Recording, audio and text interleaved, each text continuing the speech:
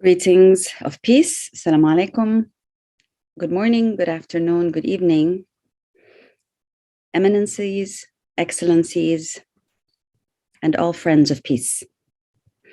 We have a tradition in Religions for Peace of beginning any and all of our deliberations with a shared moment of meditative silence.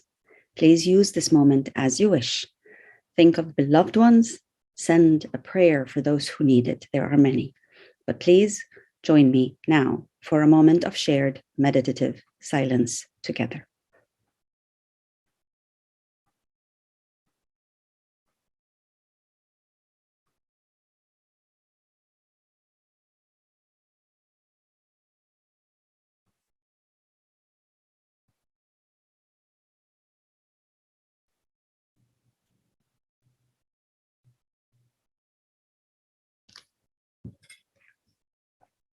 Thank you very much indeed. A formal, this time, welcome to the jointly convened UNHCR and Religions for Peace Multi-Religious Council of Leaders roundtable discussion on the theme of multi-religious efforts to address the root causes of and to assist refugees, stateless, and internally displaced people. I bid a very warm welcome to the courageous leadership of UNHCR and a very warm welcome to our distinguished eminences and faith leaders from around the world. Between all you gathered here today, there are very few religions indeed that are not represented. Indeed, all of our faith leaders represent the largest communities of humans around this world. I bid you all, including our listeners, a very warm welcome. These are deeply, deeply troubled times. Once again, we are looking at a context in which what is transpiring in Europe, which entails a tremendous amount of needless pain and loss of life, once again, this is threatening our entire world. This is not the Ukraine context is not only located in the Ukraine. The Ukraine is the breadbasket for many, many parts of the world. For many millions, the price of basic staples like bread and oil, fuel are on the increase. For many, we are confronted already with the challenges of day-to-day lives, just to survive in the context of rising inflation in the midst of a pandemic which has claimed to date over 14 million lives. We did not need another war. We most certainly did not need another totally preventable war. We all know that political leaders on all sides of the spectrum are very heavily involved and very vested in many different ways in wars. But we also perhaps often ignore the fact that we have two popes who are on opposite sides of this war. His Holiness Pope Francis has been trying very hard with his institution, the Holy See or the Vatican, to bring about and mediate a peaceful resolution. To date, unsuccessfully. On the other side of the spectrum, His All Holiness, the Patriarch Kirill of the Russian Orthodox Church, has been on record for justifying the war. Ladies and gentlemen, two popes on each side of the war absolutely necessitates a multi-religious engagement.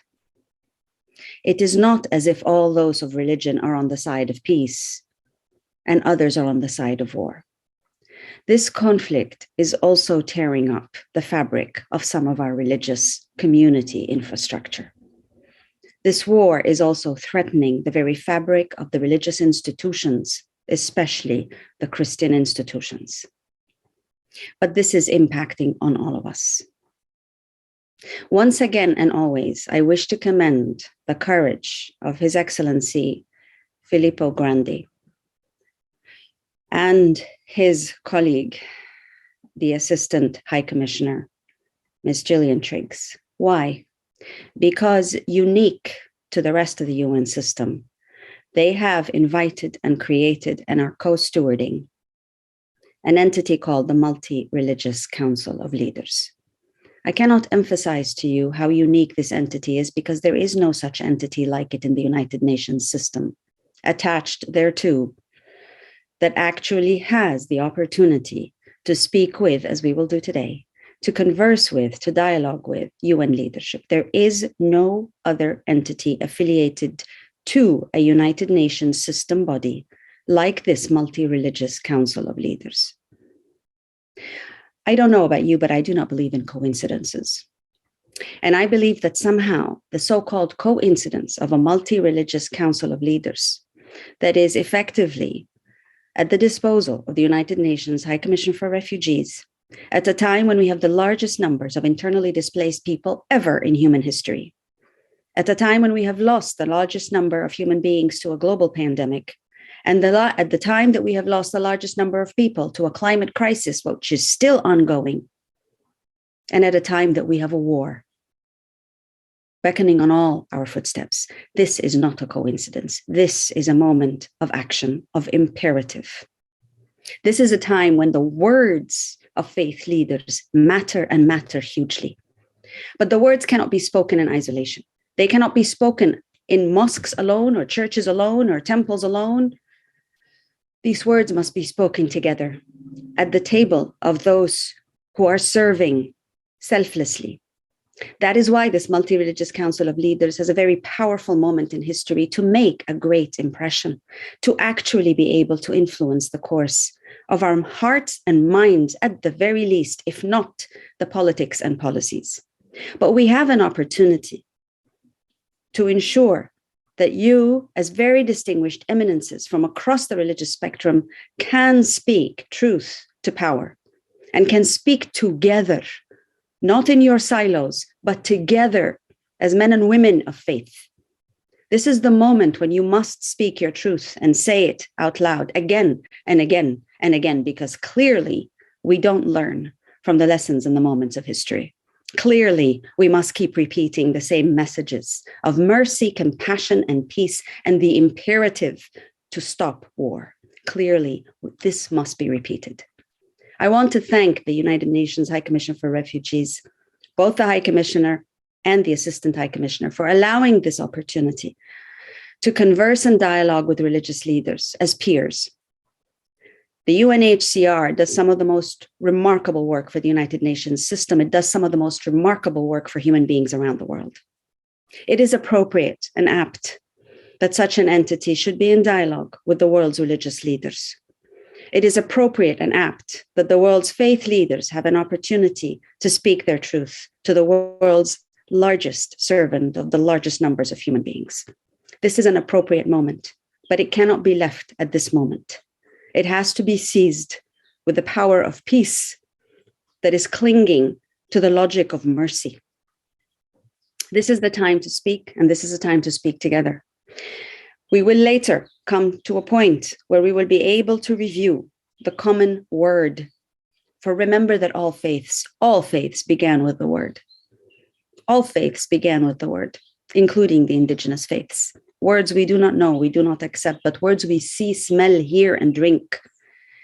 Our indigenous leaders are teaching us every day that the very planet that we live on, that we are abusing so mercilessly, is in and of itself a living, breathing deity. It is a divine. Therefore, as we begin with the word in all faith traditions, we will listen today to the word that is shared between all faith leaders. We will come to that soon. But for now, let me please invite our very gracious and very courageous leadership of UNHCR, Mr. Filippo Grandi. The floor is yours.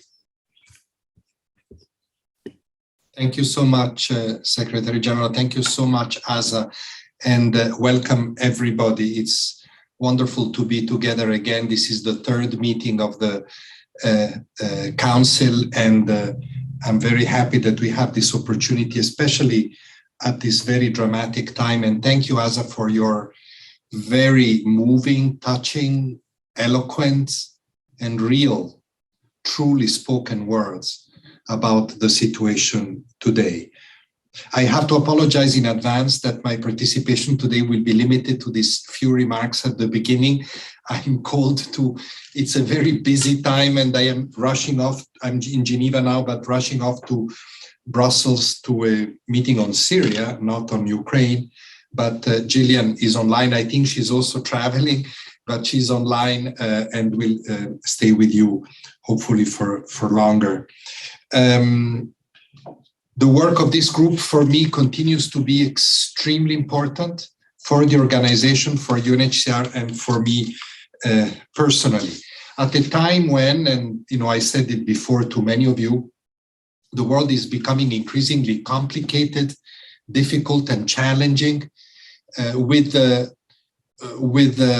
up to 12 or even 13 million people, refugees and displaced in Ukraine and from Ukraine. We are now well over 96, 97 million people forcibly displaced around the world. We're getting dangerously close to the ominous figure of 100 million people that have lost their homes and have been forced to flee in the entire world. So dialogue with religious leaders, as you said, so much better than me, Azza, is extremely important at this juncture. Of course, your efforts are already much appreciated by us beyond the dialogue that we have, because most of you anyway, are you and the organizations that you represent, the institution, the religious institutions that you represent in different ways, help people on the move, provide meals, help with resettling refugees to third countries. Many of you have been a powerful advocate for inclusion, especially in education programs. And then on a more moral side, which I think is equally important at this juncture, you've been champions in preaching and practicing anti-racism and in countering xenophobia, which has plagued so much of the situations of the context in which people are displaced. So, I know very well that this sentence, often used in this forum, welcoming the stranger, for you has been a practice, has been a reality, has been something you have been advocating for, and you don't even know how important it is for us who are engaged in this work. Of course, since the last time we've met, much has happened. As you mentioned, Ukraine has dominated the debate, but also has had consequences much beyond Ukraine itself. This is just seen from our perspective, besides everything else, the destruction, you must have all followed the atrocious news of the weekend, the school destroyed with 60 people, including many children. These are terrifying events. And of course, the displacement has been one of the main consequences of this crisis. 1/3, basically, of the Ukrainian population is not at home anymore. And most of them cannot go back to their homes for the time being because they're either in the war zone or destroyed and damaged to an extent that doesn't allow people to inhabit them yet. I've been twice to the region. I was at the beginning of the war, of the Russian invasion. I went to some of the neighboring countries and witnessed this incredible flow. I will never forget the images of literally hundreds of thousands of people flowing through the borders. I also have seen in this, the images I carry in my mind are some of the most terrible consequences of conflict, of war, but also the best in solidarity.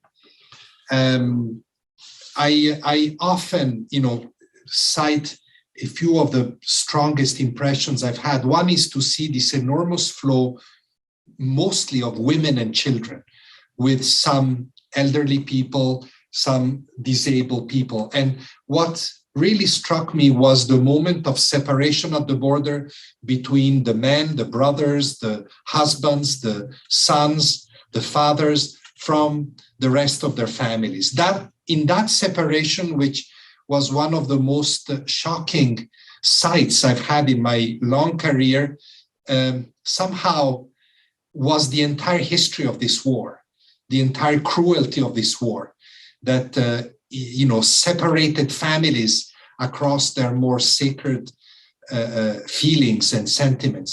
Really abominable. And this has not ended yet, besides everything else that you are reading on media. Of course, I have seen also the best in solidarity, the best that this continent, Europe, has produced in solidarity: soldiers, border guards, carrying children, carrying bags, really mountains and mountains of gifts from ordinary people, very much a well-organized reception of the refugees anyway, and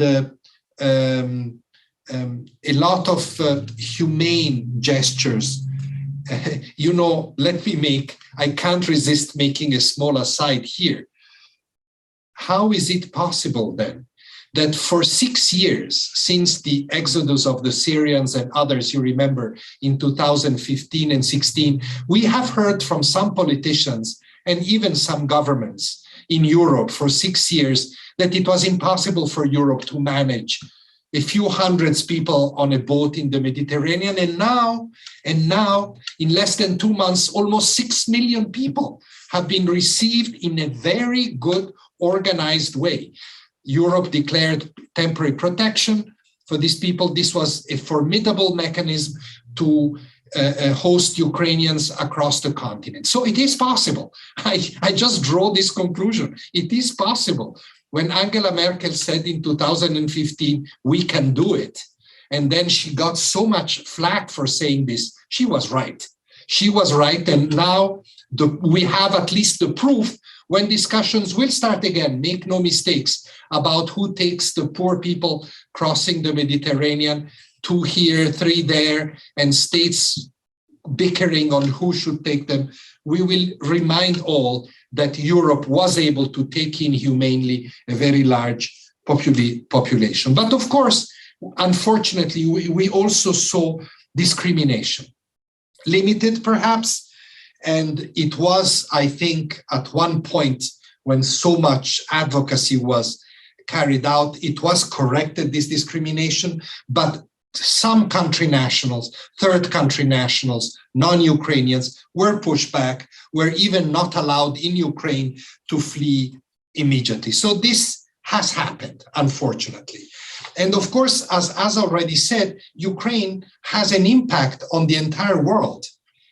And this bigger impact also has triggered reactions everywhere that point to a sentiment of discrimination. Why so much attention on a humanitarian crisis in Europe and so little attention on crises in Africa, crises in the Middle East, in Asia, in other parts of the world? And, I heard this after the 24th of February. I made it a point to visit other places. I went to Afghanistan, second time since the Taliban takeover. I went just a few days ago to Cameroon, where some very under the radar screen crises are going on, West and Central Africa. At the end of the month, I will go to Bangladesh to visit the Rohingya refugees, the Muslim minority that has fled Myanmar and whose problems are still unresolved. Everywhere I have been, and no doubt everywhere I will be, I hear the same concerns that Azza has mentioned: food scarcity, rise in prices, frustration because of the different standards of response, fear of being neglected, of losing political attention and resources. So I have a first and main strong message to all of you. Please help us, help the United Nations Secretary General remind the world that we need to be equitable also in the attention that we pay to resources, and remind the world that fear of war and fear of violence that causes people to flee is the same, whether you are in Ukraine or in northern Cameroon or in Myanmar or in Central America. And I think it is very important that you help us carry and multiply this message. And I would say, as also thinking of what you said, because this is the other major reflection that I wanted to make, and you made it already. What worries us is not only the war and the consequences of war. It is always also the fact that the language of war is creeping in international relations in a manner that already seems normal, to an extent that we have not seen perhaps since the Second World War. And I think that as a United Nations organization, and you as religious leader, we have a duty to remind the world that the language of war does not lead to peace. This is not to justify an invasion that has violated the UN Charter, as the Secretary General of the UN has very clearly reiterated many times, but simply to say that as the military logic develops, we need to remind that unless we move back to a language of peace, the consequences will be catastrophic for the entire world. I'm even worrying, and I launched this proposal at the start of this meeting, if this multi-religious council of leaders, Azza, should not issue a statement, maybe looking at it from the angle of refugees and displaced, because this is how you and us cooperate together, but pointing to the fact that we need to go back to a language of peace and to diplomacy and negotiations and to a conclusion of this conflict. Before I close, and I need to close soon and move on elsewhere, just to say that I have another smaller, but maybe more, or rather, let me say, more focused request to make to all of you. We have discussed a lot in the past about displacement, internal displacement, external refugee displacement. There is another aspect of the work of UNHCR that is perhaps less known. We have a mandate to reduce statelessness. The stateless people are the people that do not have a nationality. Their numbers is unknown because by definition, they're invisible. They're not counted. They're not registered. They disappear. But you all appreciate, being all of you people familiar with inclusion and exclusion, of course, how much power of exclusion statelessness has. Sometimes even worse than being a refugee in exile, because you are nobody if you're not documented, if you don't have a nationality. Now, my predecessor, who is now the UN Secretary General, in 2014 launched a 10-year campaign to reduce and eliminate statelessness. We're now in the 8th year. We have made some progress, in some areas of the world like Central Asia, like West Africa, in countries like Kenya, like Thailand. We've made quite amazing progress together with governments in ensuring that people get nationality. But probably this is the tip of the iceberg, and we still have a lot of issues, a lot of challenges to face. So this is, an encouragement to all of you to support us also in that area of reduction of statelessness. I know that there is a discussion with Imam Razawi following during the course of this meeting on the agenda, and you'll discuss more in detail. Really, thank you for that, and an encouragement to do more, because this is something of very, very great importance. Just to give you an example, there are 25 countries still in which the law forbids mothers to pass the nationality to their children. There are more than 50 countries in which women, because often this has a gender bias, in which women cannot acquire, change, or retain nationality, unlike men who can do it. And this poses problems to them and to their children. These are just examples. So we need to do work on the law, and we need to do work practically to ensure that the welfare of the stateless people, and we need to do work on advocacy globally to attract world attention and the attention of government on this important phenomenon. So, in advance, thank you very much for how you for what you could do to help us with that. As I'll stop here because unfortunately very soon I have to move on. But thank you again and again for all that you're doing, and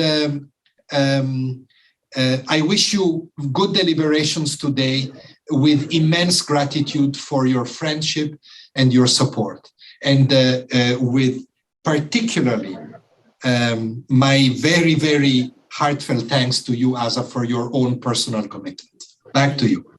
Thank you very much indeed, Excellency. We very much appreciate your words. I appreciate them tremendously. And I know you don't like to be called Excellency. So thank you very much, Filippo, for those brilliant, brilliant words. And thank you for highlighting the distinction and basically the hypocrisy that exists in so many corners of the world about refugees and stateless people, about the difference between which lives seem to matter more, even when all lives are suffering and in pain. Thank you for bringing that point out. I'm glad you did as a European, so it's fully within your prerogative to mention that very, very critical point of the lack of nuance and respect for some lives more than others. But I also want to thank you for the call that you made, that this council, Multi-Religious Council of Leaders, actually issue a statement that will call, as you put it, for the language of peace, because you're absolutely correct, the language of war, which intrinsic thereto is the language of hatred. That has unfortunately become the normal, the new normal of our global geopolitical dynamics. Now, if religious leaders speaking together are not going to be able to speak at the minimum for the language of peace, to speak the language of peace, then quite frankly, I don't know who will. So you are absolutely correct in making that call for the language of peace to prevail, to become instead, to replace that normal that we currently have. Thank you for making that call. I'm fairly sure that the Council of Religious Leaders will be able to, and will indeed now with the able leadership of Imam Saeed Razawi, come up with not only the statement on statelessness, which I think is very, very powerful because it brings all their voices together, but perhaps attached to the statement of statelessness is precisely this statement on the urgency and the imperative of a language of peace, and how inherent and intrinsic it is to the world's faiths altogether. But before you leave, please, Mr. Grandi, we will ask you for a big favor. Our religious leaders have made statements systematically, almost from the beginning of the 50 years of Religions for Peace's existence. These statements rarely ever come to the attention of the Secretary General and the leadership of the United Nations system. They rarely ever get the time of day from our media, because the media is as biased as what you have just noted in terms of the perspective of which lives matter. So obviously, only some religious voices matter, and all the attention is often given to the leader of all of us, obviously, who is the Holy Father, Pope Francis.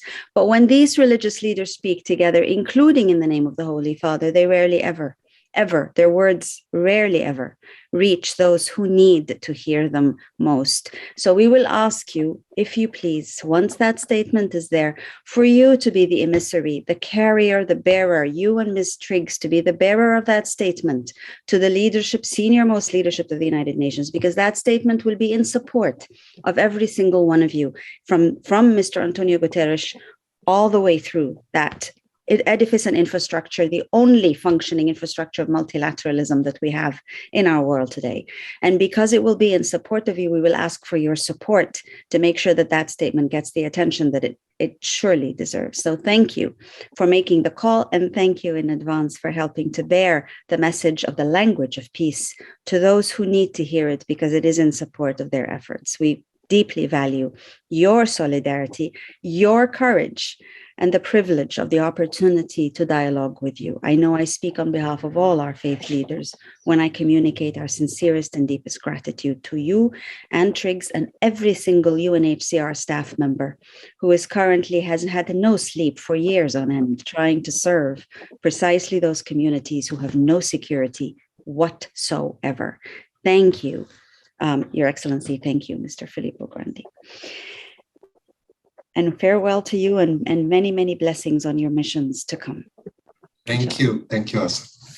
I now have the great privilege of calling upon Imam Razavi, who will lead our discussion in this next phase, together with Her Excellency, Ms. Gillian Triggs. Imam Razavi, the floor is now yours to manage this section. Thank you. Thank you so much. If I can start just by thanking you, Professor Karam, Secretary General of Religions for Peace International, and Your Excellencies, Eminences, ladies and gentlemen. It's a privilege for me to be here and to participate in what I think is an extremely important dialogue. And again, thank you to the UNHCR and Religions for Peace for having facilitated this particular council, which I think is extremely important in the time that we live in. I was thinking of saying one thing, and I'm now going to say something else, because after this honest discussion by His Excellency, Filippo Grandi, it's inspired me to be more open in this particular discussion. I think diplomacy is also very good, but sometimes honesty needs to be priority. So on the basis of that, as we sit here together, I think it's important to bear in mind that there is a refugee crisis which is taking place and is exploding in Eastern Europe. And I guess the Ukrainian crisis has resulted in forced migration. But I think two things which haven't been mentioned so far are the ideas of human trafficking and modern day slavery, which unfortunately we're seeing as a consequence of war, and something which I've seen with my own eyes on the borders of Poland, Moldova, and Romania. So as this particular conflict also has a religious dimension, as we've heard, messianic dimension in many ways, I think that religious leaders can play and do play a fundamental role in trying to peace build, I guess, mitigate some of those problems, and I guess help and assist in the humanitarian crisis, which is now looming. So I guess on the basis of that, it's important for me to then begin by mentioning four things about statelessness. That is the topic that I will be discussing, and four things I think which are important as we move forward as to how to address this. The first thing is this, that a stateless person is somebody who's not recognized as a national by any country. And indeed, this has a number of implications, social, economic implications, in terms of education, in terms of employment, in terms of social welfare, housing, healthcare, civil and political rights, including freedom of movement. We've seen in certain countries that arbitrary detention and political participation is also curtailed. So I guess that's really the first point of the four before I actually go deeper into this discussion. You've seen this in terms of people who are stateless, religious or racial and ethnic issues, for example, in Myanmar, which has led to a significant number of people who are stateless. You've got the issues of gender, which has already been mentioned in countries like Saudi Arabia, whereby the inability of a mother to confer nationality on their children leaves children stateless. You've got significant issues taking place from Myanmar to Kuwait to Kadiwa to Thailand, Iraq, and the Dominion Republic. And all these countries that I mentioned just now actually house the most numbers of stateless people. And I'm going to come on to three examples in a minute. But the second point, which I think is extremely important also, is that in addition to the refugee mandate, as mentioned by His Excellency, the UNHCR also has a responsibility, as mandated by the UN Secretary General, just mentioned, to protect stateless people and to prevent the reduction of statelessness. So having looked at some of the data today, We actually don't have a complete collection of how many people are actually stateless. So we've got 94 countries that have indicated 4.2 million people who are stateless. However, this could be much more. As you know, stateless people are invisible people, and so therefore they don't appear on civil registers.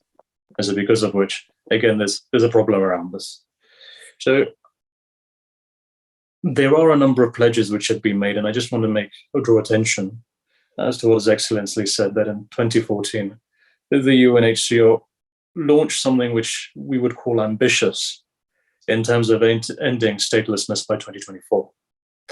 And this campaign is known as the I Belong campaign. Now, why this is important is because this has 10 action points and is associated with a global action plan. And I guess this is something where religious leaders can obviously play a significant part. And so let me give you 3 examples, which I think are important. One of good practice, one of pushing other countries to react and to do good work, and one which I could say is not so good practice. Good practice is Côte d'Ivoire. So I've been given a list. Côte d'Ivoire, good practice. So let's look at the problems first before I come on to the good practice. Is the largest stateless population in the world, mainly caused by a lack of access to civil and birth registration.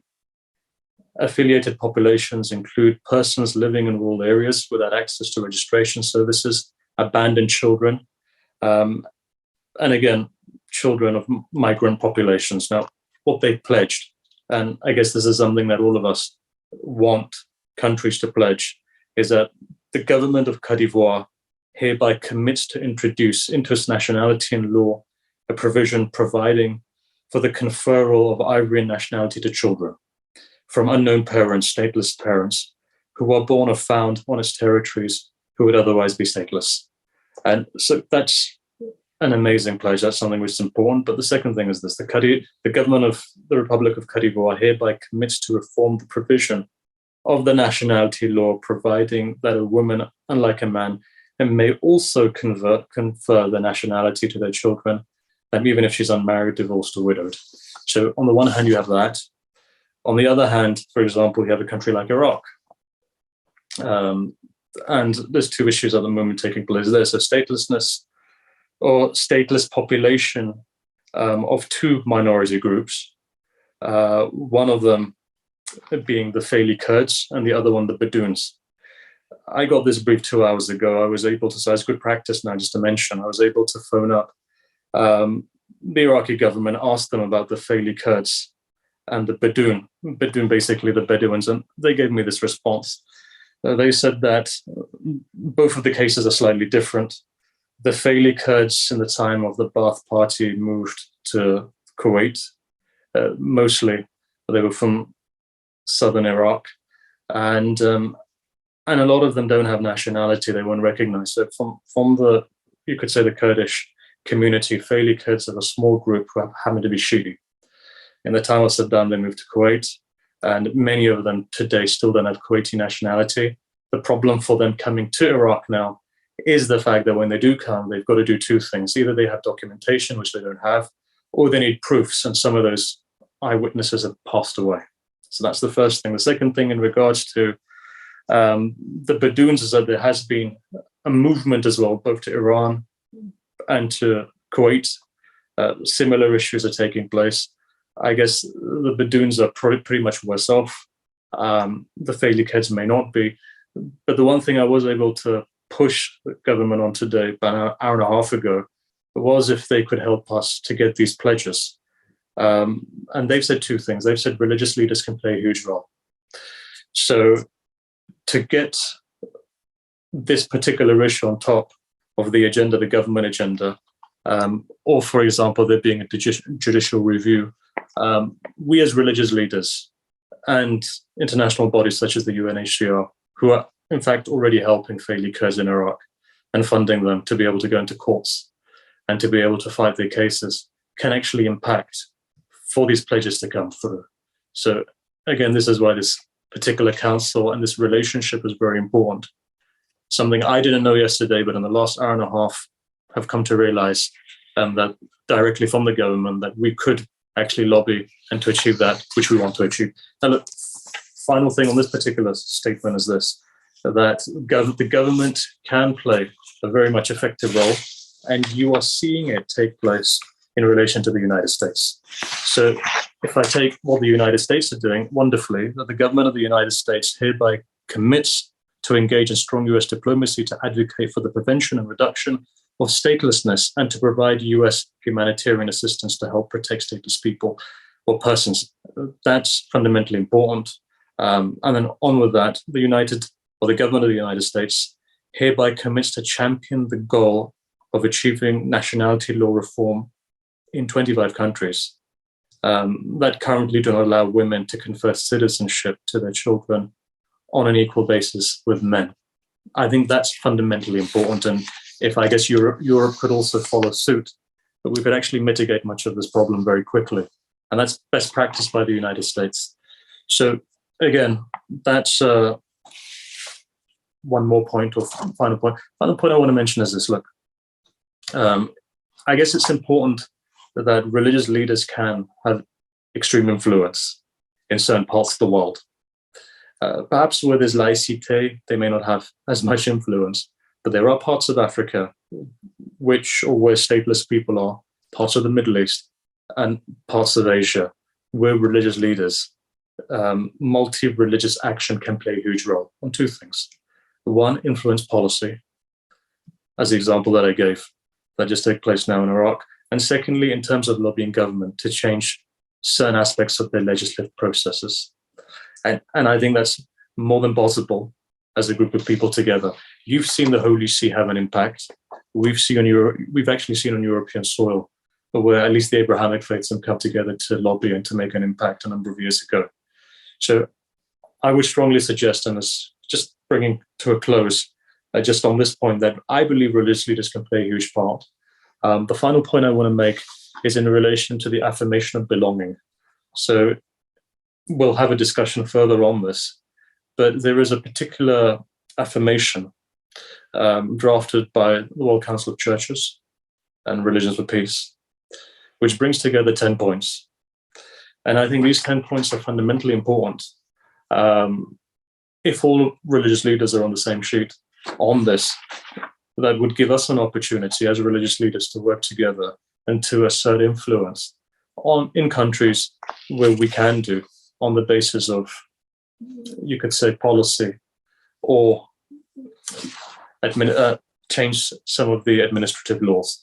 So look, I'm going to bring that to a close because what I want to do actually is open up to have a further discussion on this. And as part of this as a group discussion, to say that let's listen to what our colleagues have to say. But I think that there's hope that in this time of crisis, where you are seeing what's taking place in Ukraine, there is hope to introduce, as we've heard, equity, justice, to highlight where there is, in fact, disparity in refugees attaining their rights. You've also got bigotry taking place, racism, which has been pointed out. So I think more than anything else, or at any time else, this partnership is extremely important. Thank you very much. I'll hand it back to Professor Karam. Thank you very much indeed, Imam Razavi. I think you have highlighted and pinpointed a number of issues very, very clearly. I can see that we have now an opportunity to hear from Her Excellency, the Assistant High Commissioner, Ms. Gillian Triggs. You will also please note that we will post, per your requests, the affirmation that has been referred to on this chat. So you will all have an opportunity to refer to it and to see it. It's a unique document, and for the first time brings together the voices of different faith leaders and institutions from around the world, affirming effectively the rights that various stateless people have, but also, quite frankly, refugees and displaced peoples all over the world. It is a recognition of the special plight of stateless persons, and an explanation of what this actually entails and means. It explains the causes of statelessness. It then affirms, again, remember, this is all faith leaders speaking together.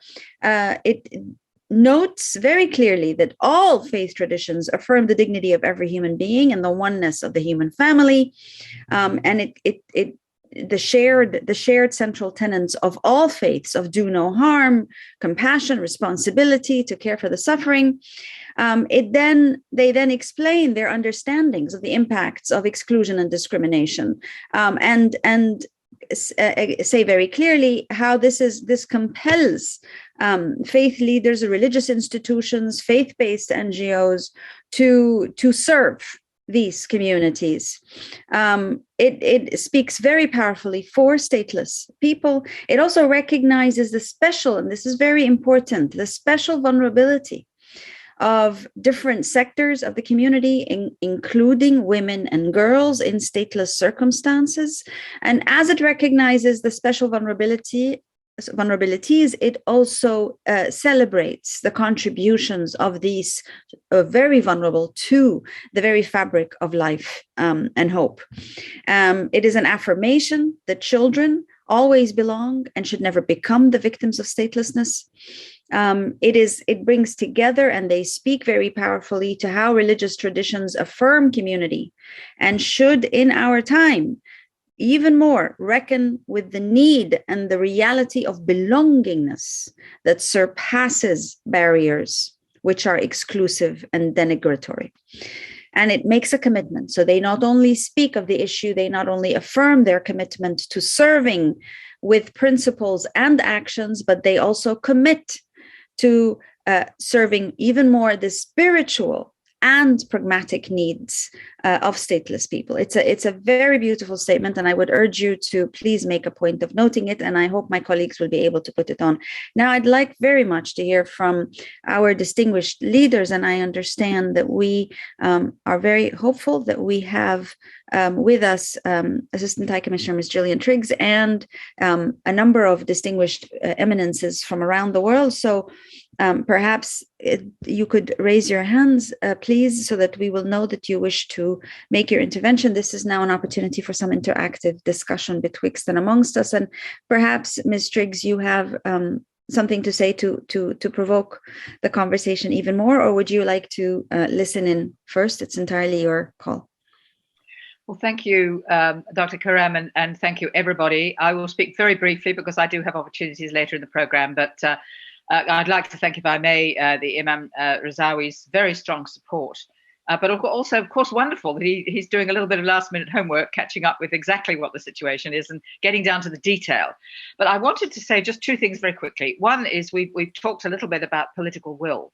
And when I joined UNHCR, I thought, why would we expose ourselves to such a grand ambition of ending statelessness by 2024?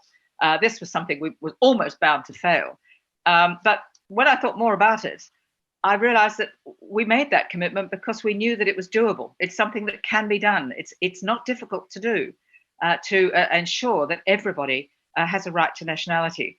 But one of the difficulties, and the reason why we are now cautious about meeting this very ambitious goal, is that in a world of a growing conflict and now moving with horrifying speed to 100 million displaced, when you are in that environment, not only do formal laws that prevent passing on of nationality cause statelessness, but the lack of access to birth registration and to governance of a country, they break down. And among the first to suffer, of course, are children who are not able to get registration. So we are in an extremely difficult environment, but one where we are now getting, if I may say so, a very real commitment to ending statelessness globally. And you've mentioned the example of West Africa. It's been very, very inspiring to see what has been happening in Cote d'Ivoire in particular, in the United States, in parts of the Middle East. So I won't take up any more time. It really would be wonderful to hear what others have to say about this. But I'm deeply grateful that this multi-religious council has taken up this really challenging question of statelessness. So thank you, and back to you, Azza. Thanks very, very much, Ms. Triggs, and we are indeed looking forward very much to your comments once you also are able to hear from our distinguished members who are gathered here. And I think this is now a wonderful opportunity to hear from our faith our faith leaders, all of whom are able to be with us here today in a very large number. And I understand that that Venerable Fra is with us. Venerable, would you care to share your perspective? We normally listen a great deal to the Muslims and the Christians, the largest religious communities in the world, but we want to hear also from our brothers and sisters from around the faith communities.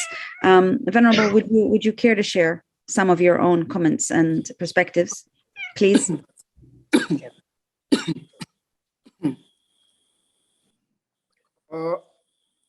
ความสุขความสวัสดีจงมีแก่ผู้ร่วมสัมมนาทุกท่านทุกคน Good evening.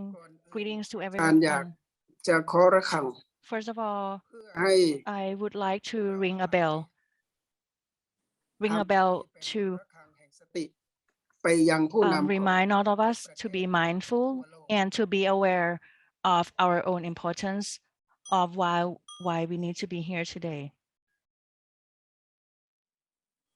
ให้เราหายใจเข้าลึกๆหายใจออก Please ยาว take a deep breath in, ๆเพราะเรื่องที่เรา inhale นั้นทรงความสำคัญ and โล exhale.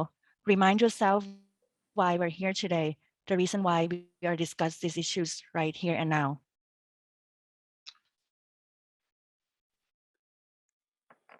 อาตมาภาพอยากจะแบ่งปันมุมมอง For me, I would like to share my own perspectives ความร่วมเย็น to make the world a better place, to make it a more peaceful เรื่ place. องอิทัปปัจจยตาหรือสรรพสิ่งล้วนอิงอาศัยกัน According to the teaching of the Buddha, he emphasizes that everything is interdependent, everything in this world, creatures, objects, human beings, everything goes in this world.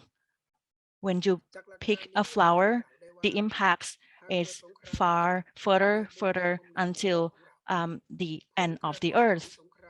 Whatever you do here and now, today, there will be implications in other places, in other locations, or in any other realms. Our world is not divided. We do not exist in bubbles. We do not exist in a vacuum. Everything is interdependent. Everything is holistic. And if we are aware of this, you will realize that a war is not between two parties, but it's a matter for all of us to be aware and to help resolve and to think about how we can end it. And as we can see the events being unfolded now, it is very telling. Therefore, what is happening in front of us, we need to reflect that and think about how we can change that and how we can further prevent that, how we can intervene. We do not want to see wars going on from place to place. We do not want to see ever-ending conflicts. Now, it's not in your backyard, but sooner or later it may or it will, because the world is interconnected in one way or the other. A war is not only a physical war, it's a psychological war, it's your mental war. And that is why you need to practice inner peace. Everything starts with yourself. Use compassion. Have empathy. Do not be a partner in crimes. Whatever you do can become a crime, no matter what you do. You need to think about the impacts, the implications that it may have on other people, on other human beings. Hopes are all with us. We are all creators of things, of better things, here and now, with your presence, with your action, with what you think, with what you do. Everything will be guided that way. Remind yourself of the bell. The bell can be resonant, not only with yourself, within yourself and without yourself. Ring it within you, and then the sound will ripple out to other people, to your leaders. And that way we can start ending the war. If we change the way we think, it will change the way we act. World leaders, they are guided by their consultants on politics, on economics, on any other things. But I would like to urge all leaders to have their mental partners, their ethical, their religious partners, their faith partners.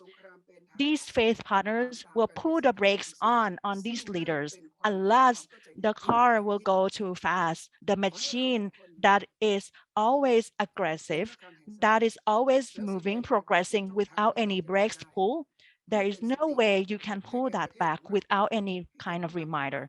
So be mindful of what you do, be mindful of what you think first, and be mindful of what you reflect to other people. There is never a winner in a war, but there are always real users in wars, and losers are all of us, especially innocent ones.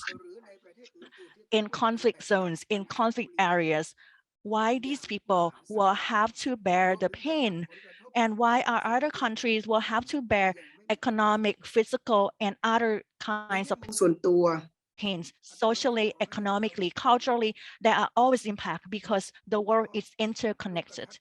I would like to urge all of us to see that humans are harmony.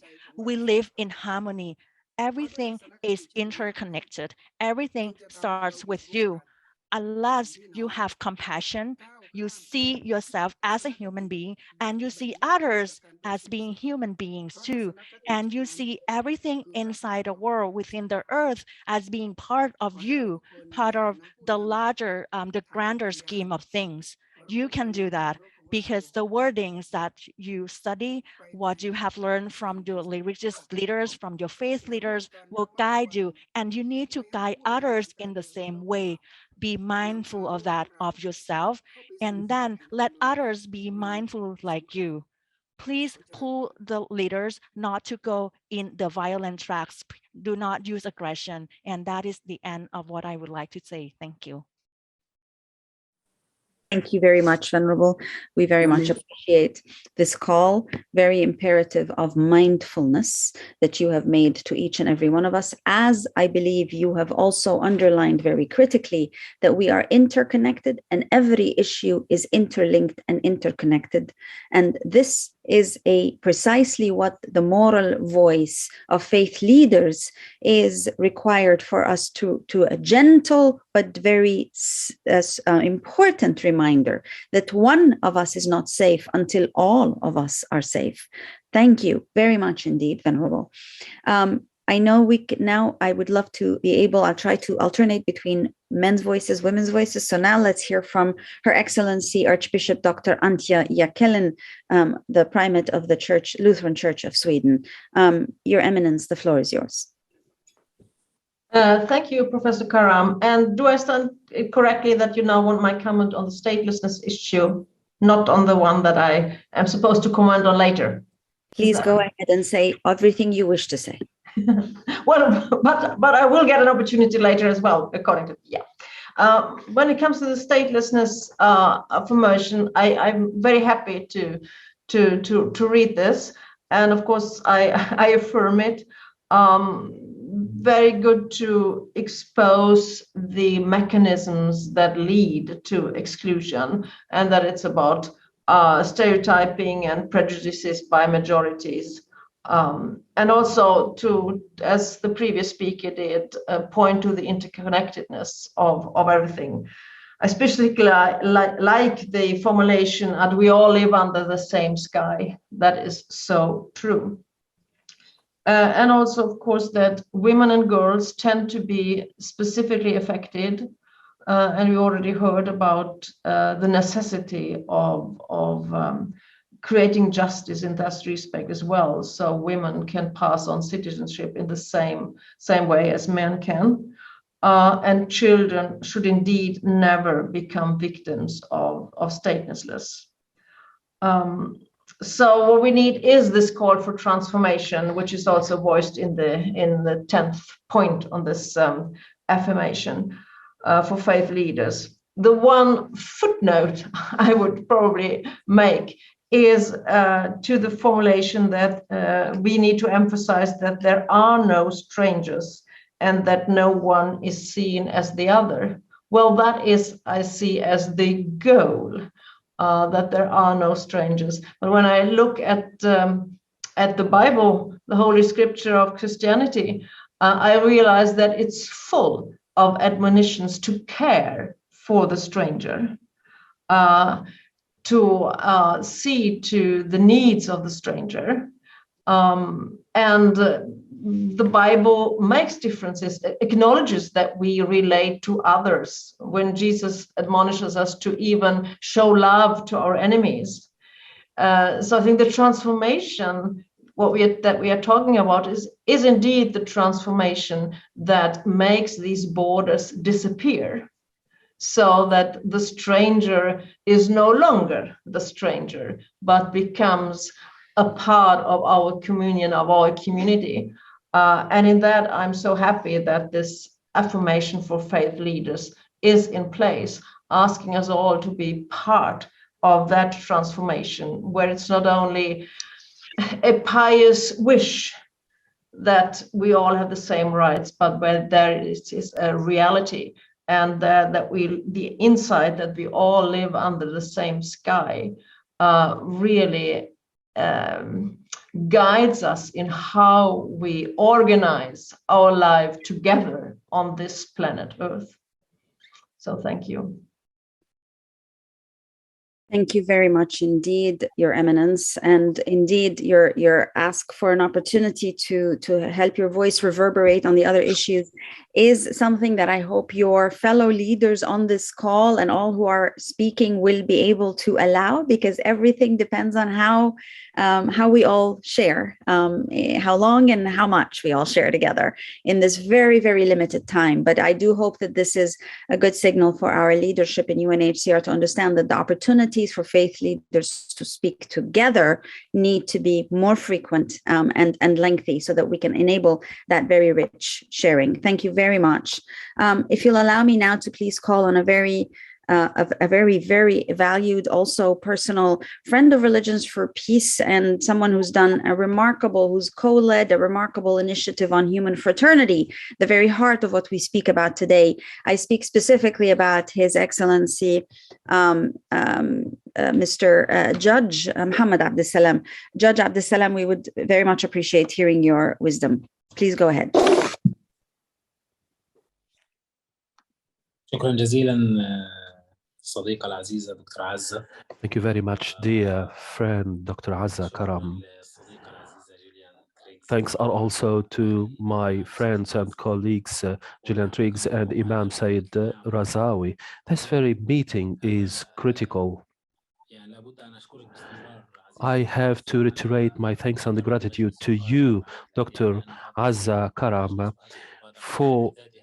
because the initiative of Religions for Peace is really a very good initiative in itself, because it is calling for unification, to unify religious people, religious leaders, to speak together, because they are the hope.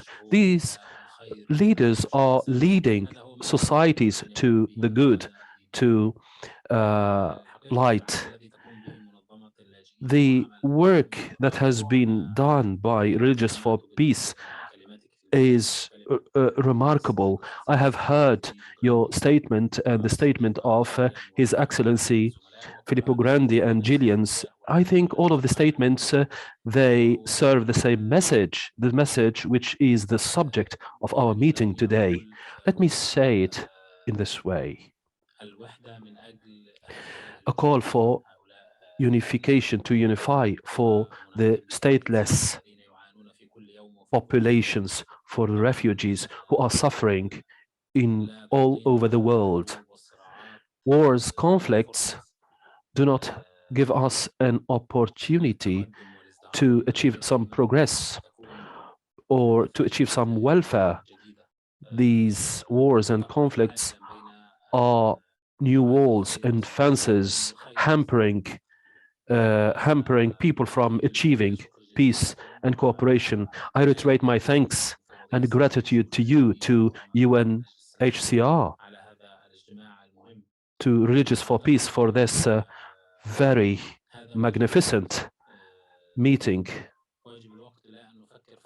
I think time is ripe now to speak and remind ourselves about crisis in the world, not only the crisis in Ukraine, but to reiterate and bring to our memory the refugee crisis. I think a single refugee in the world is a shame on us all. This really shows the credibility of the institutions and organizations present here for serving the refugee cause. So I have been hearing the statements from my colleagues, and so many ideas came to mind. I think Imam Said Razawi sent a very powerful message a few days ago on how leaders can make something together, how can send hope and make a statement. I think we, Dr. Azza, we have all institutions we represent, and we should not only remind the world of the refugee populations, but each institution should try to launch some common and joint project initiatives, like Imam Said Razawi suggested some joint visit. So I have been tasked now by the League of Muslim Leaders and chaired by the leader of Al-Azhar University, and I really came to remember this. So we launched some initiatives called Caravans for Peace, and it moved around the world. And I thought it would be best if we sent some of the caravans to visit refugee camps. These were initially youth initiatives, and the initiative was predominantly Muslim initiative, and we thought of expanding the scope of these caravans to reach out to even non-Muslim camps, non-Muslim refugees, to offer some psychological support and also some food support. We conducted a visit, and the caravans conducted a visit to the Rohingya camps and refugees. We have some other initiatives we've launched. Some of them are really successful, and this really stressed the refugee cause. So the price and the word of this initiative was awarded to His Excellency Antonio Guterres for working for refugees, recognizing his efforts for refugees. And the second award was granted to King Abdullah of Jordan for hosting millions of refugees.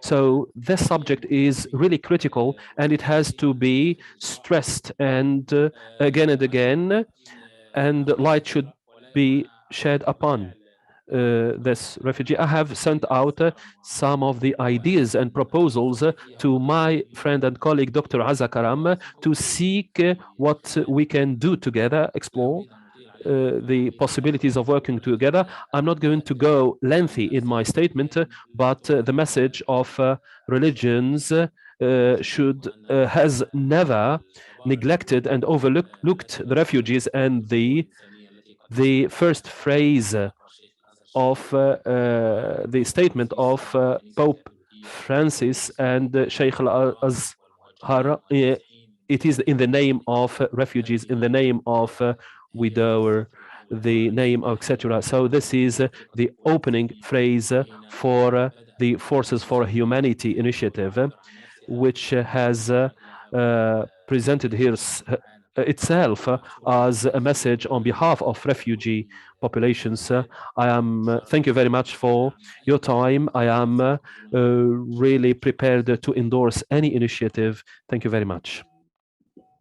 Shukran, شكرا سيدي العزيز وقائدنا الغالي. Thank you very much.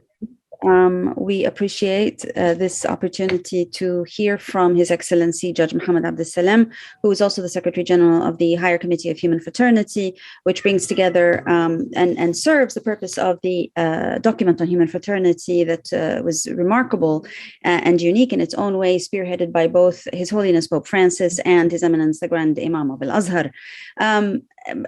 His Excellency mentioned something that we have actually put on the menu of service options for the Multi-Religious Council of Leaders, which may be found in previous correspondence with His Excellency's office, which is that this Council of Leaders should try to come together under the guidance and supervision of UNHCR to visit a number of these camps where internally displaced peoples and refugees, stateless people, are currently trying to live their lives, and to not just visit for the sake of a public relations opportunity to say, oh, we visited this camp, because we think that that is egregious in terms of disservice to those who are in the camps, but indeed to offer moral and pragmatic actual support to those in those camps. So we have requested UNHCR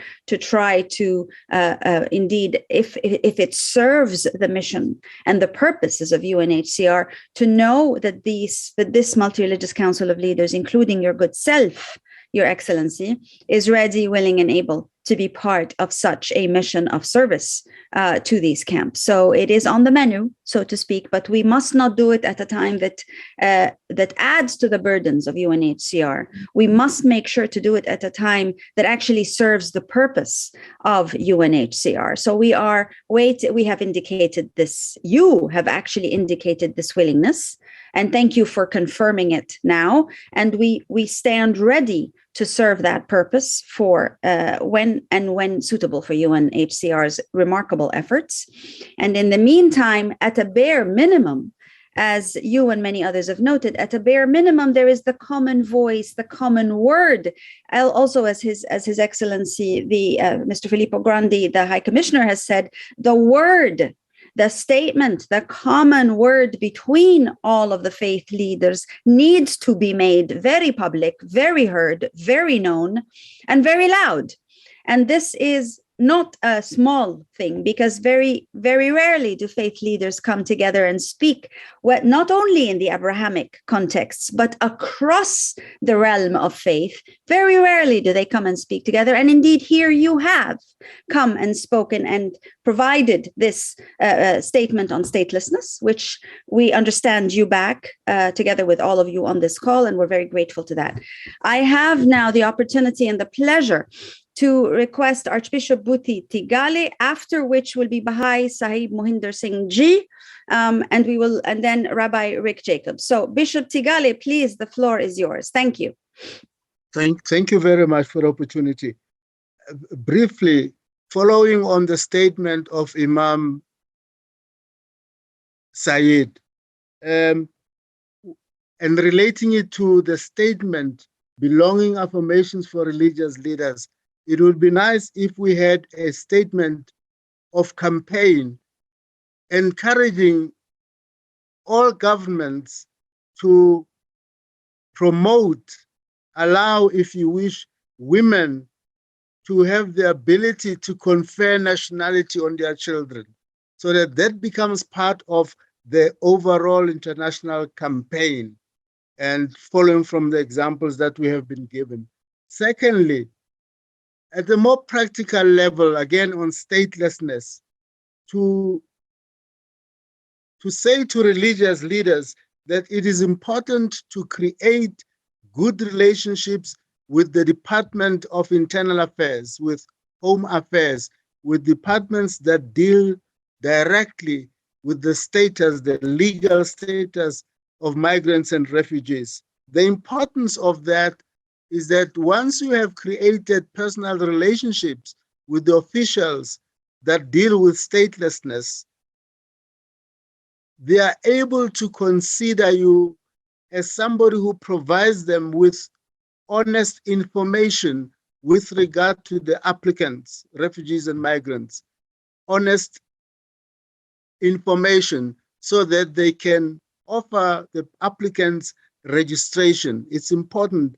One of the hurdles we know from our experience is that the information given to Home Affairs is not always considered reliable.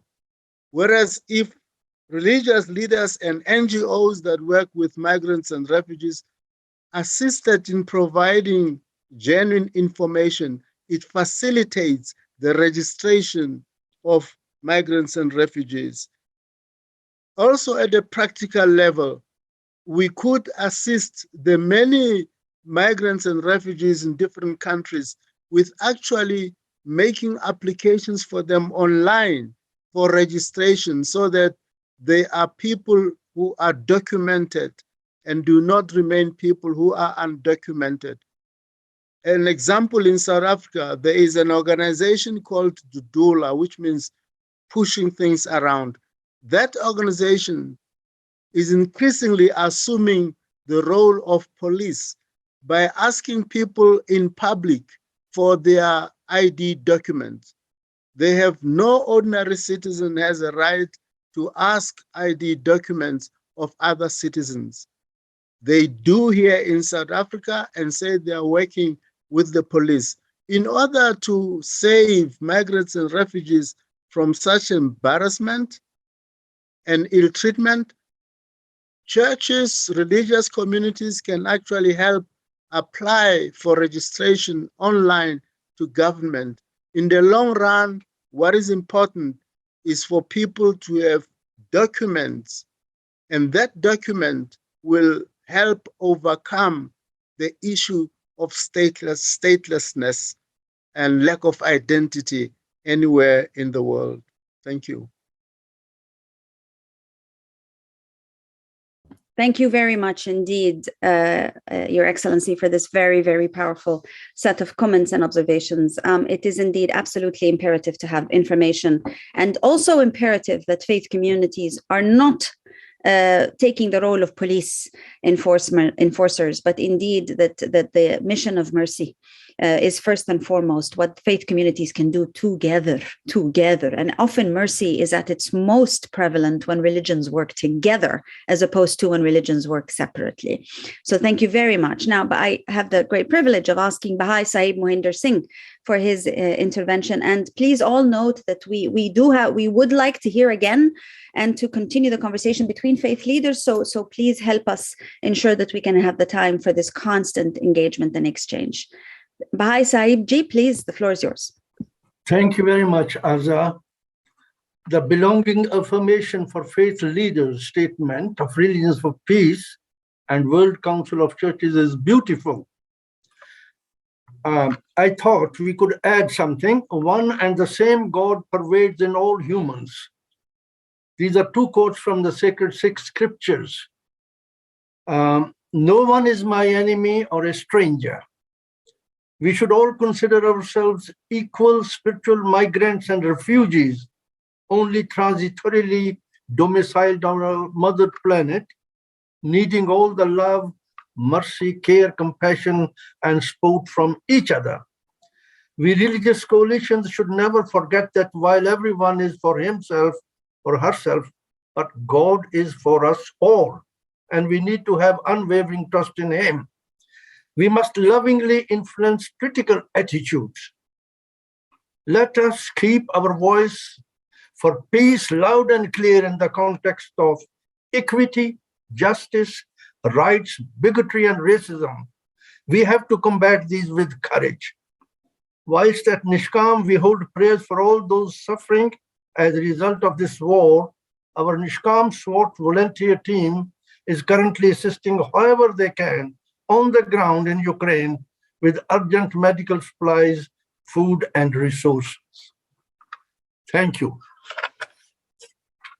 Thank you very much indeed, Bahai Sahib Ji, and I hope that you will send us your edits or your concrete addition in writing, because I don't think anybody had a chance to take it all down here, but we certainly hope that we can see how to include, or if indeed there's a possibility of enriching, and a reminder to all that we will need to make sure to also come together with a statement as required and called upon you by His Excellency Mr. Filippo Grandi. So there will be an opportunity there to try to have the common voice of all of you inserted. I do need the gentle reminder that not all faith traditions speak of God as such, but it's very, very important that we have your voices collectively in that statement. We've already done the first round for this statement of asking and requesting for inputs. We will make sure to include all the different inputs in the statement that should and could accompany this as well. I would like to ask now Rabbi Rick Jacobs, please, to have the floor before I give the floor to some of the other women who have not had the chance to speak yet, and very briefly also once again to the Archbishop who didn't get a chance to say everything. So Rabbi Rick Jacobs, please, the floor is yours. Thank you, Professor Karam. And it is always inspiring to be with all of my colleagues from around the world, from across all faith traditions. And on one level, it is also very frustrating. It should be obvious that Religions for Peace is the only organization. There should not be an organization, Religions Against Peace. And I just think that for us, as you requested from the High Commissioner, to amplify our voices. I am in strong support of this statement, a belonging affirmation for faith leaders. It seems to me obvious. It seems to me important, and something that we must raise our voices, in addition to raise our voices from our various faith traditions, not to blend them together, but to find the common threads, which are everywhere.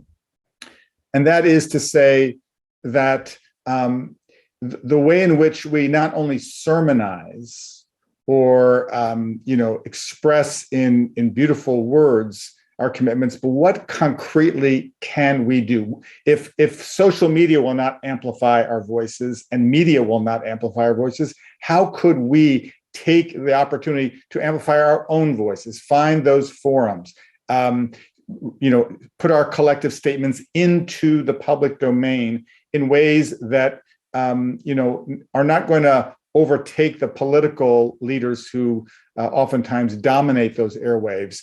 But I'll finish with one just personal reflection. A few weeks ago, my faith community, Jewish people, we observed a holiday called Passover.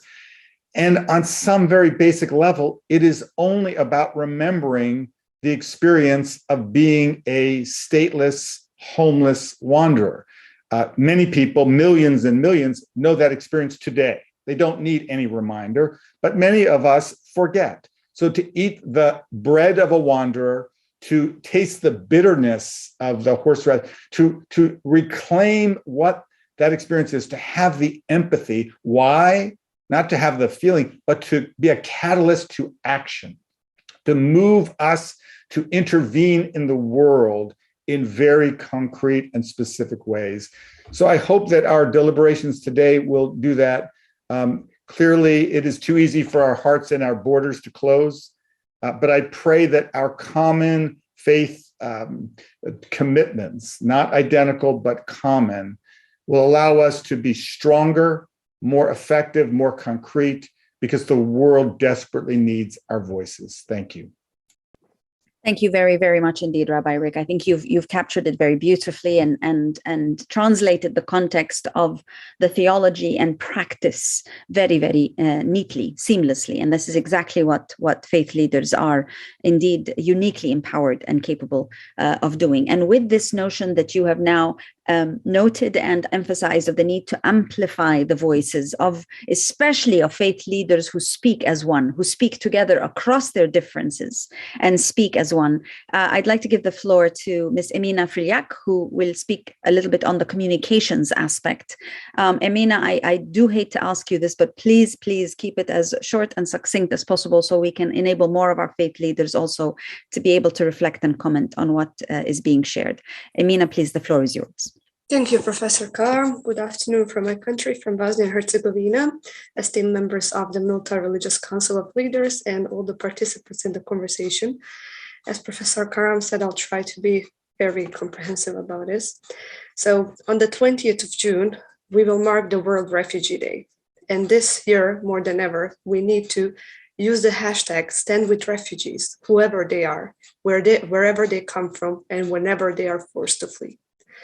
Let us use this occasion of the 20th of June to reach out to our communities in which we already work, in which we already serve, and repeat this message as much as possible. One of the ways how we can reach people is certainly social media. Since social media is our window to the world, it's our place where we gather, where we share conversations, where we share ideas and feelings, where we learn and gather information. Social media is not some distant reality that we think of. It's not something on the internet. It is our reality. It shapes our lives. It influences our behavior. And if social media can be used for hatred, if it can be used to create tensions and conflicts, then it certainly can and must be used to create safe spaces and strengthening social cohesion. So here and now, I would like to make a plea to my colleagues in the Council and to use their social media to spread the message that we need to stand with refugees, again, whoever they are, wherever they come from, and whenever they are forced to flee, because every person has the right to seek safety and the right to be protected. Some of the leaders in this council have impressive social media outreach, have impressive networks, have huge number of followers on their Facebook, Twitter, and Instagram profiles. And that's huge potential we need to grasp and utilize to share firmly what we stand for. We work in different communities all around the world. We serve those communities, and we have people in our circles that we can appeal to, that we can set an example for. And I think it's our duty to do so. So I invite my colleagues and everyone here to use this hashtag and mark the 20th of June. I invite my colleagues to work with Religions for Peace and UNHCR colleagues in the course of the upcoming weeks and make our social media platforms available and at disposal to share messages and show our commitment to the cause of this amazingly diverse council. So my colleagues, our colleagues from Religions for Peace and UNHCR will be reaching out to you. And we need your support. We need your networks. We need the influence that you have. And some of you have really great influence on social media. So I really appeal to you to work with us, and I appeal to you to help us spread the message of standing with refugees, whoever they are, whenever they come from, and wherever they come from. Thank you very much. Thank you very much indeed, Ms. Amina, and thank you for that call. Once we are able to, at the end of this meeting, affirm the statement that we have, which I believe is more or less affirmed by all because it was composed with all your inputs, then I hope that the social media access that each of the leaders on this call have can indeed be utilized exactly as you have very succinctly requested, can be utilized to send out that message affirming the common voice of faith leaders on statelessness. This is exactly what we will need to ensure it happens. We have the tool, we have the means. Let's make sure that indeed we use our social media. There's remarkable power behind it. Not only the voice of the religious leaders, but also the platforms and social media platforms that they each have access to. By all means, at the very minimum, use these access means to support your collective voice before you ask anyone else to do that. Thank you so much. And Archbishop Antia, you had a few words to say before we move into our next session. Would you please go ahead and share your wisdom? Thank you. Thank you very much. In the last meeting, I told you that the Church of Sweden program, Interreligious Praxis for Peace, a World of Neighbors, was sort of my commitment to the build-up of the next Global Refugee Forum. Keeping our humanity, that was the theme for the final summit of this program, A World of Neighbors. And it happened on the 24th of February, coincided thus with the Russian invasion of Ukraine, and makes the topics of the summit migration, integration, and in this case, a Europe characterized by humanity and solidarity even more urgent. We have already heard about European countries in need of providing welcome to refugees. It is with grief I hear reports of discrimination against non-Europeans or stateless persons who are fleeing the war in Ukraine. Nevertheless, I also want to give a concrete example of how faith-based organizations and communities can act. On Orthodox Easter, we opened up the National Cathedral in Sweden, the Cathedral of Uppsala, for the celebration of an Orthodox Easter liturgy in Ukrainian and Swedish. And many refugees attended to pray and reflect, brought their food and got it blessed. And they clearly expressed how much they felt both spiritually and socially sustained by that, and how much it means to respect people in holistic ways, not only their physical and social needs, but also their spiritual needs. And I do think that faith-based actors have a special role to play. At the Global Refugee Forum 2019, with non-governmental organizations representing the largest collective group of pledging entities amongst them, faith-based organizations were widely represented and made up a large number of the important pledges. And this is crucial because they work not only as humanitarian actors across many crisis contexts, but also because they provide this bridge of spirituality, partnership, and community to the national and the local faith actors who may not be connected to the global conversations or to the global humanitarian response system. And we want them and need them to be much more included. And we know previously that the local communities and the faith-based organizations, they are often first responders in crisis, and they're often the last ones on the ground, continuing to rebuild local communities when other organizations have left. So they are providers of resources and expertise. They're also sources of valuable learning, as well as, so to speak, the boots on the ground. So they should be taken into account not only as doers, but also as thinkers. I think we should underline that. And last, I welcome that the Global Refugee Forum report highlights the joint pledge of the LWF, the Lutheran World Federation, the IRW, the Islamic Relief Worldwide, and HIAS, the Hebrew Immigrant Aid Society, to co-host a conference of grassroots faith leaders working to welcome refugees worldwide. Welcoming the Stranger Shaping the Future is a conference that will take place on World Refugee Day, the 20th to 21st of June, 2022. And I am also very happy to note that Gillian Triggs also will be attending that conference. So the work continues both in action and also in thinking. Thank you. Thank you very much indeed, Your Excellency, very well noted, and thank you for reminding us of this important series of services that is being led by the ecumenical communities. I have the great privilege now of asking Ms. Gillian Triggs, the Assistant High Commissioner for Protection at the UNHCR, to please take the floor. Thank you. Well, thank you very much indeed. I do hope you can hear me. Thank you very much. I asked the question because I've had some computer problems and I'm now on my telephone, but I hope that the message will be clear. Can I begin by saying that, as you pointed out, this is the third meeting of this multi-religious council, and I'm so impressed by the discussion we've had so far, because it seems to me that we're getting to know each other. We seem to be speaking with much more understanding of what we're trying to achieve in this combined action. So I'm really pleased with the progress that's being made and the commitment that each of you is making to what we can do together in these extremely troubling times. Can I, in particular, of course, thank very much Archbishop Jacqueline for the delivery of one of the joint pledges that faith-based civil society organizations have made for the first Global Refugee Forum in 2019. And I very much look forward to joining the Archbishop on the next conference that we're going to have on welcoming the stranger and shaping the future in Geneva. What I'd like to do, if I may, in the time that I have, is to take us right back a little bit explain, because I imagine that not everybody who's been kind enough to join this call will always understand what we're talking about with the forum. I know in the United Nations system we have a lot of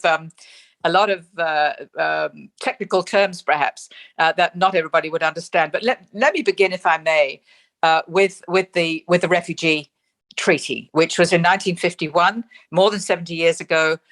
It was at that time to deal with what was thought then to be about 2 million displaced people. And now, as we know, we're looking at close to 100 million.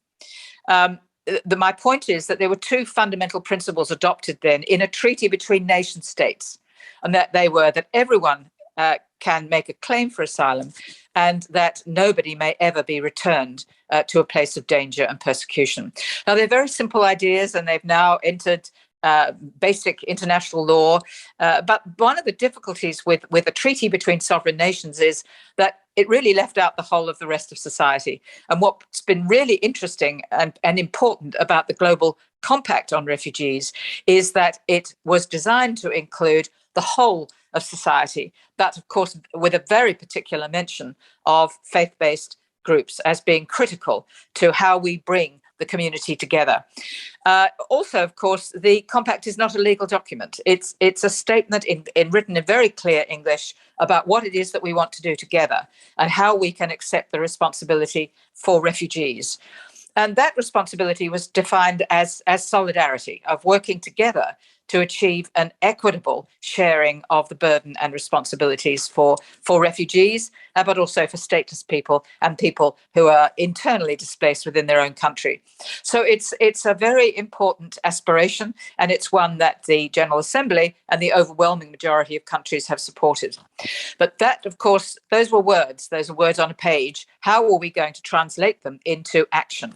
And that is where I come back to the Archbishop's point about the joint pledging.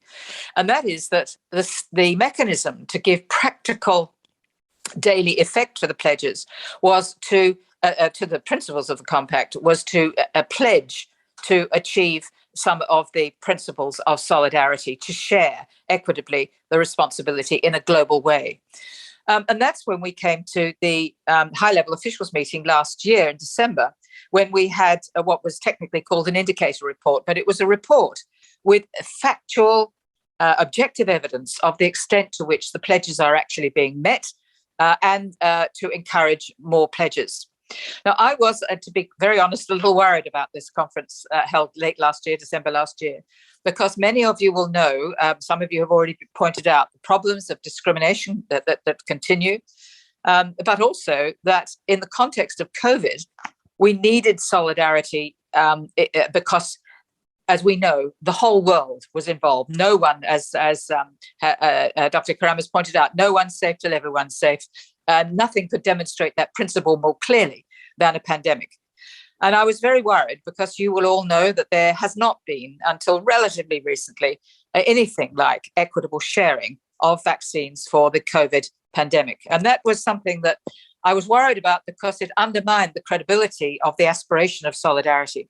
But I mention this to you because at the conference in December last year, we had overwhelming support, not only of the sovereign nations who are party to the compact, who have pledged in relation to it, but also support from faith-based groups, from mayors to scholars to local government to parliamentarians, civil society as a whole, the private sector, the corporate groups, all coming together to endorse the principle of equitable responsibility sharing for refugees and stateless people.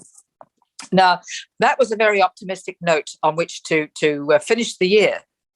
None of us, of course, knowing that while we had suffered and so many millions have died and others and their families suffered as a consequence of COVID, we then had the war emerging in Ukraine in February. Many have spoken about the horror of that war and the language of war, when, of course, we want to speak about the language of peace.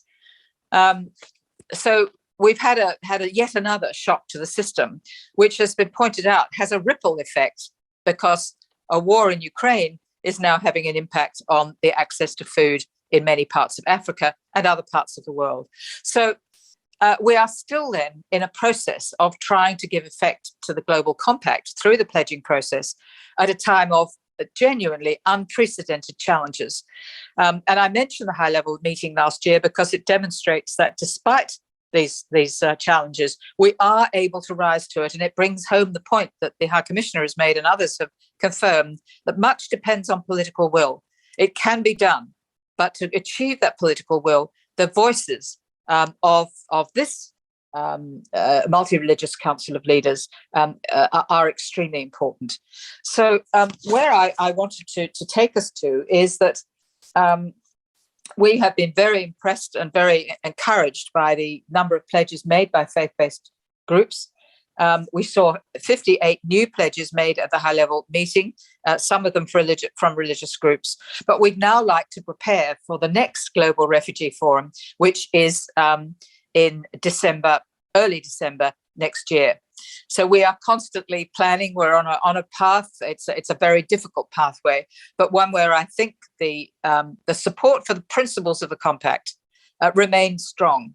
But we are, as I've said, in a time of probably unprecedented challenge globally for the number of conflicts that we're facing. So what I would like to do, if I may, is to encourage each of us to look at new pledges that can then be formalized at the forum at the end of next year. Now, I can already see that this group, of course, this collaboration is going from strength to strength. I think it's wonderful the way each of you has spoken so strongly and clearly about your commitment to this multi-religious council, and I know that it's enormously important to the High Commissioner, as you will have heard from his introduction earlier on.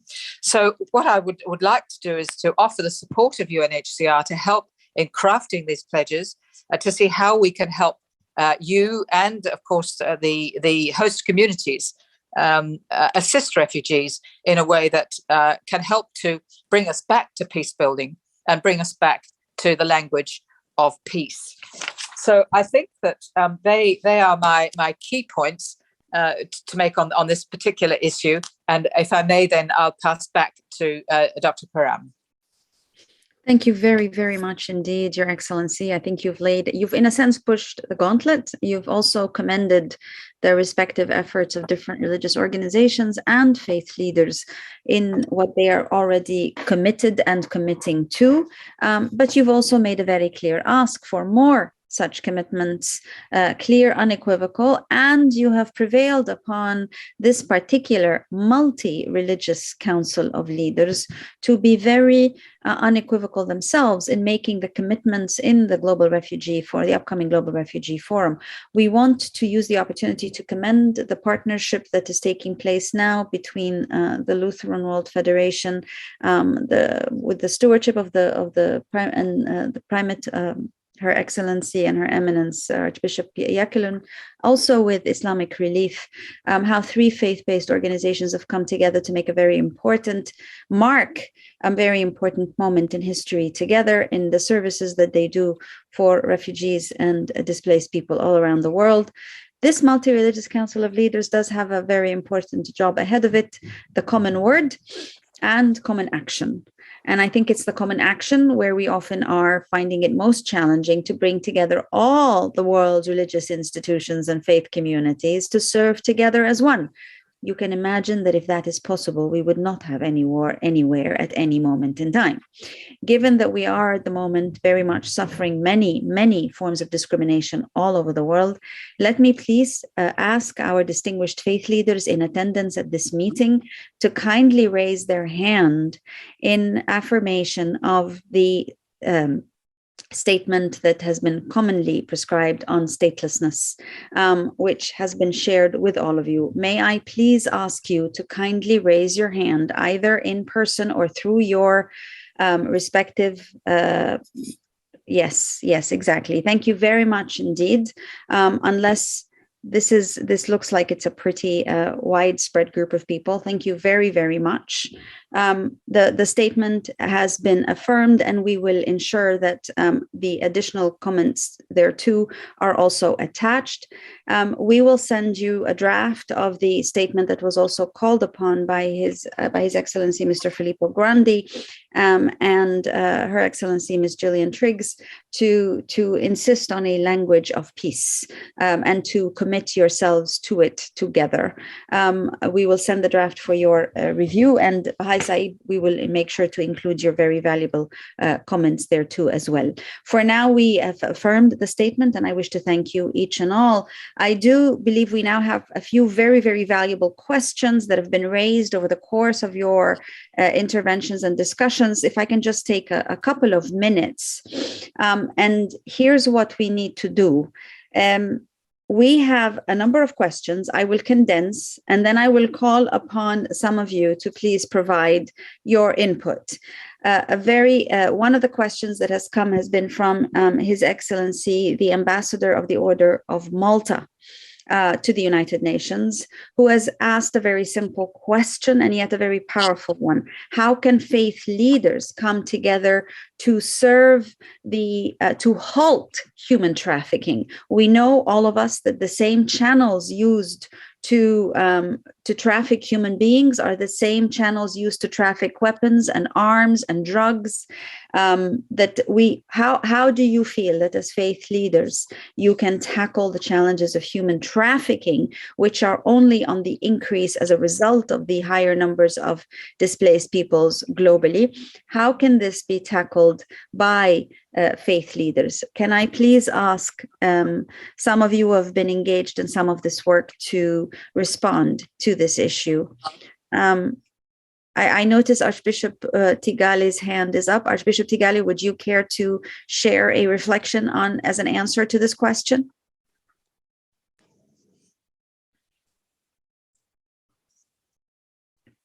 Okay, I don't think Archbishop Tigali, yes? No, I don't think Archbishop Tigali is able to listen. Perhaps I may ask upon you, I may prevail upon you, Archbishop Jacqueline. You have spoken frequently about the issue of human trafficking. Can you say a few words about how you feel this is being tackled? Well, first of all, I would say it is not tackled enough, because we see it happening, and also the High Commissioner referred to it, and others referred to it as well. And we have been seeing it also even in Sweden and a lot of Polish borders and so on, that this, in the case of Ukraine, also is a problem. And of course, we know it has been a problem in other cases as well. And I think highlighting the problem, of course, is the first priority to analyze the causes and then remedying it. And again, I think, as in so many cases, an alliance of all those who want to do something against evil and create a better world is a central part in responding to it. But really, because the plight of especially women and children often tends to come secondhand, and I think we are about to change that narrative, and that is a good thing. And the consequence of changing that narrative will be also that we have better possibilities of addressing these things. So that would be my spontaneous comment on this at this point. Thank you very much indeed. And thank you for highlighting the particular vulnerability of women and children to the human trafficking chain, to that atrocious slavery chain that we still live with today. I think this is an excellent segue for very brief reflections from Ms. Nagiba Hassan Tigulwe from Uganda. Ms. Nagiba, can you share a few reflections, please? Thank you, Professor Alba. I feel everyone has a role to play in preventing trafficking in person, especially the religious communities, religious leaders, because the people who are trafficked, we belong to at least one of the faiths. And these are our leaders who are constantly available in the in the different places. So I think if we took deliberate initiatives of training, sensitizing, orienting, and training religious leaders and communities about issues and aspects on trafficking in persons, they will have the right information to be able to support, prevent it, and also maybe be linked to referral pathways, working on trafficking, prevention of trafficking in persons, but also as religious communities, our places of worship should be safe working spaces to offer psychosocial support to the survivors. Thank you. Thank you very much indeed. And thank you for highlighting the pivotal role that religious institutions and religious NGOs and faith communities can provide at a minimum, in terms of psychosocial support, but also, as you highlighted earlier, and some of the work that you do, Nagiba, I know you're too modest to speak, but also in trying to identify, as Archbishop Yakelen pointed out, where the roots are that are being used for human trafficking purposes, trying to identify these, noting what happens, the impact that happens, who gets victimized in this process, but also bringing together the survivors who have overcome some of these dynamics and helping them, positioning them to serve and to empower others who are suffering some of the impact of this. Thank you very much. And I noticed that we have Malka with us. And Malka, do you want to say a few words also on this issue, with the note, please, to everyone, that human trafficking is made possible thanks to the lack of peace and security that is prevalent around our world. So war, human trafficking are very interconnected and intertwined. The more there is armed conflict in certain countries and between countries, the more the likelihood of increased human trafficking. The more there is poverty that is rampant, the more there is war, the more the likelihood of human. These things are interconnected and intersectional. There is no way that we can speak about poverty and war without speaking about the absence of security and the absence of peace. They are interconnected. Given that religious leaders and religious institutions, religious NGOs, faith communities are primarily created to serve the divine, it also means serving those who are most vulnerable. It means that these existing religious institutions have the greatest power of leverage of service. But it is very clear that they're not able to do this alone. Malka, do you have a comment you would please like to share with us?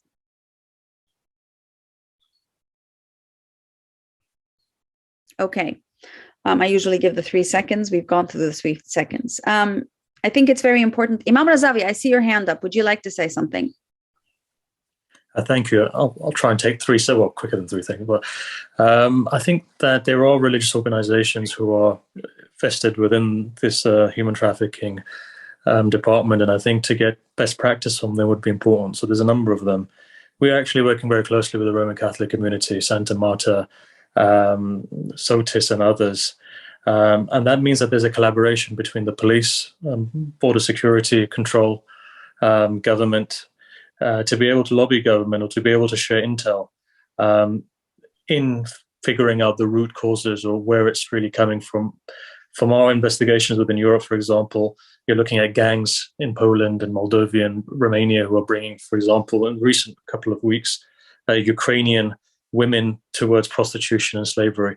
But the final thing I'd like to say on this is that we can also provide for safe houses, as you said, psychotherapy and so forth from a religious perspective. So there are multiple things that religious communities can do. And there are communities who are already doing or already on the ground doing work. And I think that it would be good to get best practice from them so that they can help other communities who want to enter this particular field to be able to work together in a multifaceted way. Thank you.